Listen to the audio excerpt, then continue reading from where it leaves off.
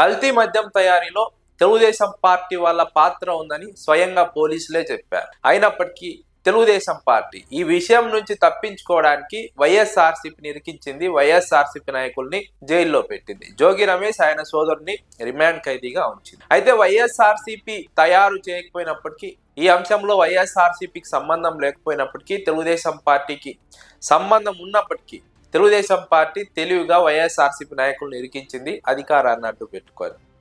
ఇప్పుడు వైఎస్ఆర్సీపీ ఈ అంశాన్ని ప్రజల్లోకి తీసుకువెళ్లడంలో విఫలమైందన్న చర్చ జరుగుతోంది.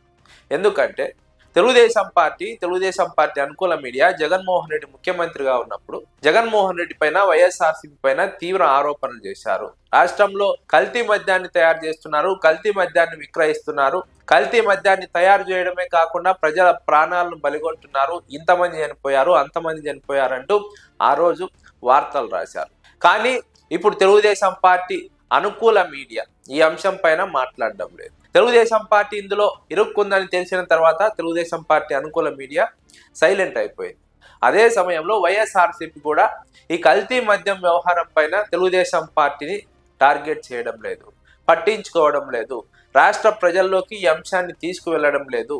తెలుగుదేశం పార్టీ వారి అనుకూల మీడియా జగన్మోహన్ రెడ్డి ముఖ్యమంత్రిగా ఉన్న సమయంలో ప్రతిరోజు కల్తీ మద్యం అంటూ ప్రచారం చేసి ఎన్నికల్లో ఆ అంశాన్ని బలమైనటువంటి ప్రభావం చూపే అంశంగా మార్చారు. ఈరోజు వైఎస్ఆర్సీపీ ఆ అంశాన్ని పట్టించుకోవడం లేదు. వైఎస్ఆర్సీపీ హయాంలో తెలుగుదేశం పార్టీ ఈ అంశాన్ని బలంగా ఉపయోగించుకుంది, విజయవంతంగా ఉపయోగించుకుంది. ఈరోజు వైఎస్ఆర్సీపీకి ఈ వ్యవహారంలో అవకాశం వచ్చినా సరే, తెలుగుదేశం వాళ్ళ పాత్ర ఉందని తెలిసినా సరే, ప్రజలకు ఈ అంశాన్ని వివరించలేకపోతుంది, ప్రజల్లోకి తీసుకువెళ్ళలేకపోతుంది. దీనివల్ల వైఎస్ఆర్సీపీకే నష్టం అన్నది విశ్లేషకుల అభిప్రాయం.